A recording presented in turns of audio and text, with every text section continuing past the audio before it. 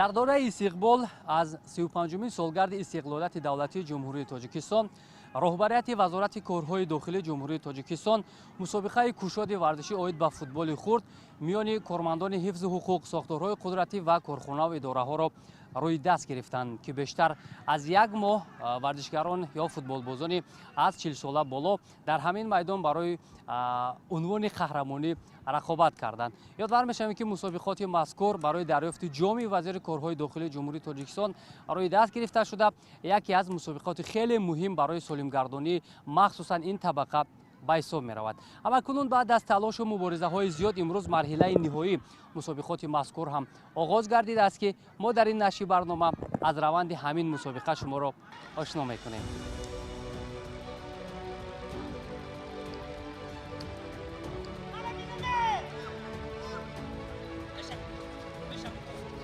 футбол дар миёни кормандони идоранишин на танҳо як намуди варзиш, балки мактаби саломатӣ, дӯстӣ ва ҳамбастагӣ ба шумор меравад. дар шароити кори идорагӣ ки аксаран бо нишастани тӯлонӣ, фишори равонӣ ва масъулияти зиёд ҳамроҳ аст, футбол ҳамчун воситаи муассири барқарорсозии нерӯи ҷисмонӣ ва рӯҳӣ хизмат мекунад. тавре болотар ишора кардем давоми як моҳ варзишгоҳи спитамени вазорати корҳои дохилӣ макони рақобатҳои солим ва дидори дӯстонаву ҷои ҳаяҷону эҳсосот буд. дастаҳои футболи кормандони аз 40 сола боло дар майдони сабз дунболи тӯб медавиданду роҳи худро ба сӯи қаҳрамонӣ мебурданд. собиқадоро ҳам хеле бисёр бозиҳо шавад байни собиқадоро командоро сарҷам мекунад ки мисол мо бисёртар во мехӯрем бо ҳамдигар.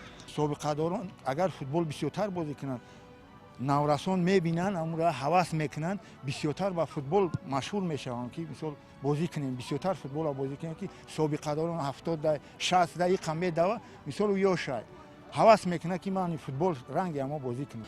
дар ин мусобиқа зиёда аз 12 даста байни 40 соло иштирок карданд. бозиҳо бо тариқи системаи даврӣ баргузор гардиданд. ҳамаи дастаҳо бо 9 бозии баргузор гардиданд. 4 дастаи беҳтарин роҳхати бозиҳои полуфиналро гирифтанд. ин Фирдавс Чил, дастаи Динамои вазорат корҳои дохилӣ, кумитаи давлатии амнияти миллӣ ва собиқадорони Динамо буданд. ҳамасола таваҷҷӯҳи ҳукумат ба рушди футбол хеле хуб ҳаст. аз ҳамин сабаб роҳбарияти вазорати корҳои дохилӣ чунин иқдом гирифтааст ки ҳар сол мо дар шӯрои ҷумҳуриявии Динамо аз чанд намуди чорабиниҳои варзишӣ баргузор мегардонем ва дар оянда ҳамин мусобиқаҳоро боз ҳам зиёдтар кунем ва дар мусобиқаҳои шаҳрӣ, ҷумҳуриявӣ ва байналмилалӣ парчами давлати ҷумҳурии тоҷикистонро баланд бардорем.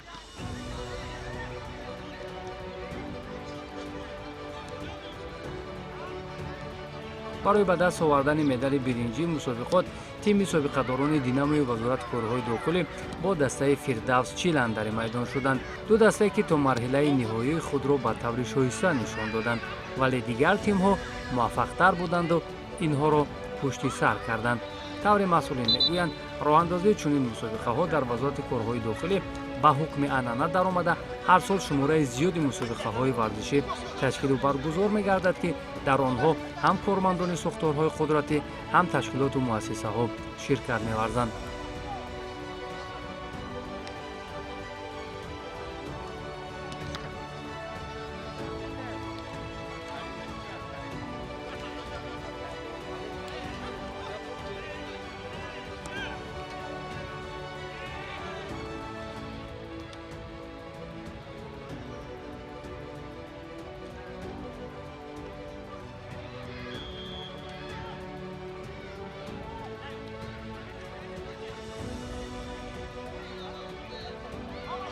дар дидори ду дастаи мубориз барои касби медалҳои биринҷӣ фишору бозигузориҳои олӣ ва тактикаву зарбаҳои дақиқ дида мешуд. ин ҳам дар ҳоле аст ки аксари бозингарон собиқ футболбозони номианд. иштироки собиқадорон ба мусобиқа ранги махсус бахшид. ин нафарон дар тӯли фаъолияти хизматии худ намунаи садоқат, интизом ва ватандӯстӣ буданд ва имрӯз низ дар майдони варзиш ҳамин сифатҳоро нишон доданд. барои ҷавонон ва тамошобинон онҳо намунаи ибрат гардиданд ки сину сол ҳеҷ гоҳ монеаи фаъолият, рақобат ва пирӯзӣ нест. хулас собиқадорони Динамо бо ҳисоби 2-1 дастаи Фирдавс Чилро шикаст дода соҳиби медалҳои биринҷӣ шуданд.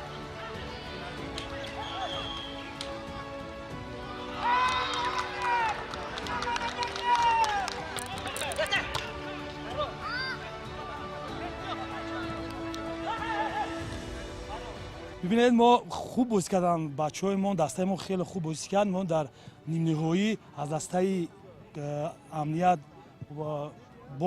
باختیم خیلی نشد ما جای سوم رو سزاوار شدیم من خیلی خرسندم در آینده با کوشش میکنیم که در جای فینال برآمد کنیم فوتبال یکی از بهترین ورزش است که برای سلامتی برای فایده آوردن بدن جسمی آدمیزاد خیلی منفعت کلان رو بازی میکنند طول چند هست با اینها بازی میکنیم و این یک برادری میشود خیلی مسابقه ها باید زیاد باشن که ما هم وقت با دوستای خودمون شناسای خودمون واخوریم و با همدیگر صحبت کنیم و هر سال این مسابقه عنعنوی میگذارد ما خیلی خرسند هستیم که برای ما سابقه‌داران خیلی مسابقان خیلی چورابینیان رو با ما تشکیل میکنن ما مینداری خودمون با همه تشکیل کنندگان همین چورابینی مسابقه‌ای که با جام وزیر کارهای داخلی گذاشته بود مینداری خودمون رو بیان میکنن از دسته دیناموی سابقه‌داران خیلی رقیب بسیار رقیب سخت بود رقیب سخت بود اینا با هم شاهدایی که بازی چقدر وزن‌تر گذشت بازی بسیار دشوار گذشت برای دسته سابقه‌داران بود دسته سابقه‌داران نامی دسته سابقه‌داران برای همین با دسته فیردوس چر بازی کردیم بسیار بازی مشکل بوده خیلی غلبه به دست آوردیم давогарони ҷоми ин мусобиқот ва нишонҳои тилло ду дастаи бо ҳам ошно буданд кумитаи давлатии амнияти миллӣ ва бозингарони тими вазорати корҳои дохилӣ табин мебинед дастаҳо барои ин бозии ҳассос худро омода мекунанд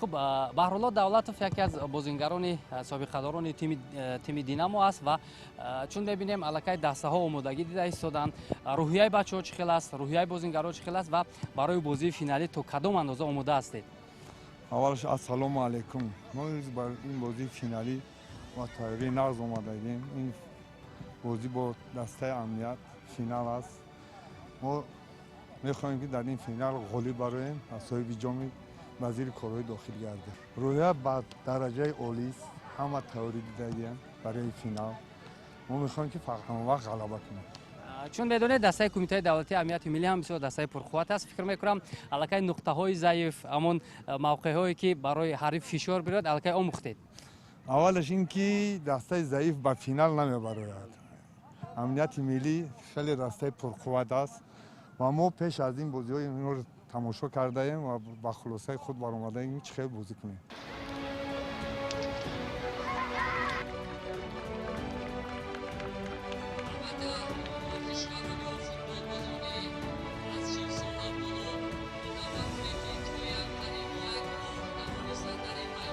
یادآور می‌شویم که از مرحله‌های گروهی تا به دورهای نهایی این دو دسته یگان باخت نداشتند و بازی خوب و مستحکمشان آنها را تا به این مرحله آورد.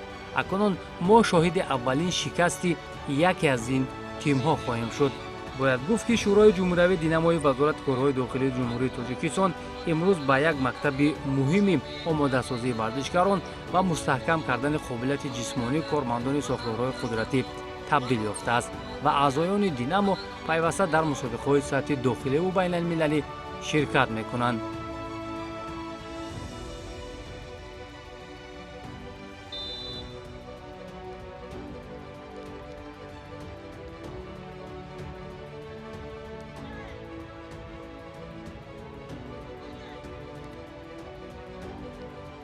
در حیات دسته دیناموی وزارت کارهای داخلی یک قطار از چهره‌های سابق فوتبال هنرنمایی می‌کردند که یقیناً برای تیم حریف مشکل بود با آنها رقابت کردند ولی در چند حالت وضعیت‌های خطرناک را بازیگران تیم کمیته دولتی امنیت ملی در نزد دروازه رقیب به میان آوردند. البته فوتبال سالمی جسم را تحکیم می‌بخشد. دویدن، حرکت‌های پای در هم، مبارزه برای توپ گردش خون را بهتر نموده فشار روانی را کاهش می‌دهد. از همین رو برای کارمندان اداره‌نشین این خیلی مهم است زیرا ورزش آنها را از خستگی روزمره رها ساخته نیرو و روحیه تازه می‌بخشد. ҳамзамон робитаи дӯстиро бештар мекунад.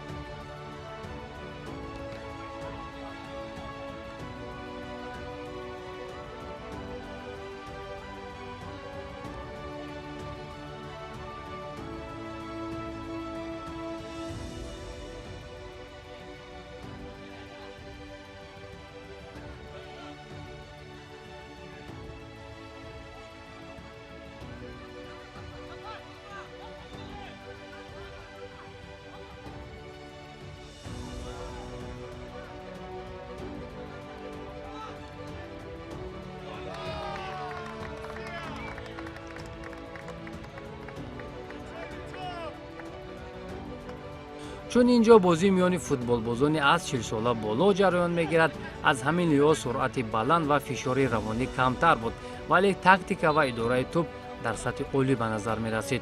یادآور میشویم که این دو تیم پیوسته در مسابقه‌های سطح مختلف با هم بازی میکنند. از جمله سال 2025 در مرحله نهایی مسابقه فوتبال خرد برای دریافت جام رئیس شهر دوشنبه این دسته ها رقابت کرده بودند که آنجا تیم وزارت کارهای داخلی پیروز گردیده بود.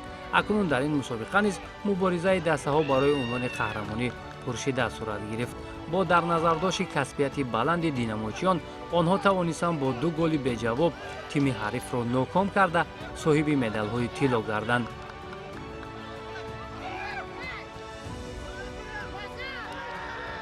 واقعا کارمندان بعد از بازی ها با روحیه بالیده به جای کار برمیگردند که این به ثمرانوکی فعالیتشان تأثیری بزرگ میرساند. مهمتر از همه فوتبال دوستی و همدیگر فهمی را تقویت میبخشد. در میدان همه برابر هستند، منصب و وظیفه کنار می رود و جای آن را احترام، دستگیری و همکاری دست جمعانه می گیرد.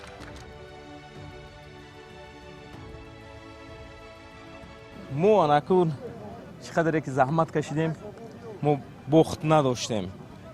ما همه وقت برد بود از آنیمو. دسته دینامو هم بسیار برآمدی خوب کردند. این بازی بخت دارد، برد دارد. همین طور است که ما امروز چه قدر توانایی داشتیم ما نشان دادیم. مقام دوم هم این البته جای افتخار است. البته مقام دوم هم جای افتخار است. با وزیر کارهای داخلی گنرال پالکونیک میلیتسیا رحیمزاده رمضان همراه منتداری خود را میرسانیم. بعداً با کلی کارمندان مقامات حفظی حقوق و اشتراک کنندگان همین مسابقه با همشان برای موفقیت اساس موفقیت دسته در سرجمی و در تمرین های یک جایه بود. ما همه وقت بر مسابقه با تیاری خوب آماده میشیم و همه وقت در همه مسابقه ما جایزه دار هستیم و کوشش میکنیم در آینده هم جایزه های اول رو به دست بیاریم. اهمیت چنین مسابقه اول بین سابقه داران این دیدار یکدیگر است که ما رو از اتاق‌های کاری بیرون میارد و ما یکدیگر رو دیده از دیدار و از یکدیگر بینی خیلی خرسند شاد میشویم و بعداً برای سلامتی ما خیلی ضرور میباشد. گفتن نموند که دسته یکچینی شروع جمهوری دینامو در مسابقه شروع هماهنگسازی جمعیت‌های دینامو که همه ساله برگزار میگردد اشتراک نموده پرچم جمهوری توسعه در اثر بین المللی بلند میبردارند. ما از همین چاره‌بینی باعث میشود که ورزشکاران ما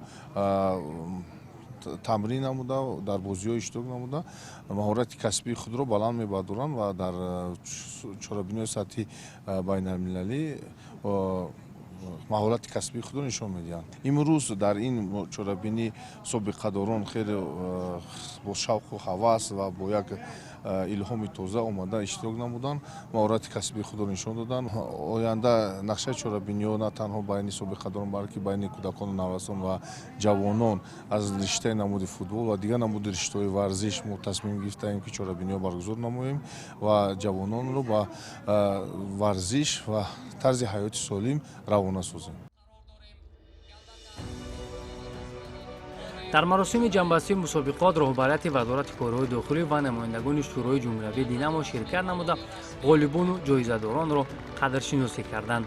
سراول جایزه‌های انفرادی با بهترین های مسابقه аз ҷумла дарвозабон, ҳимоятгар, ним ҳимоятгар, нишонзани беҳтарин, ҳамлагар ва бозингари беҳтарин тақдим карда шуд.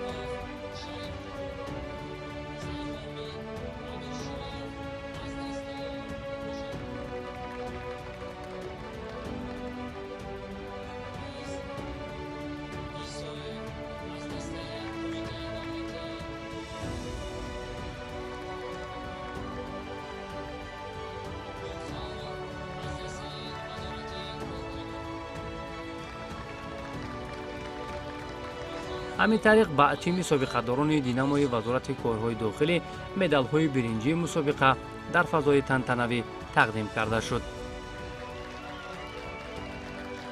дастаи кумитаи давлатии амнияти миллӣ бошад бо нишонҳои нуқраи мусобиқот қадршиносӣ шуданд.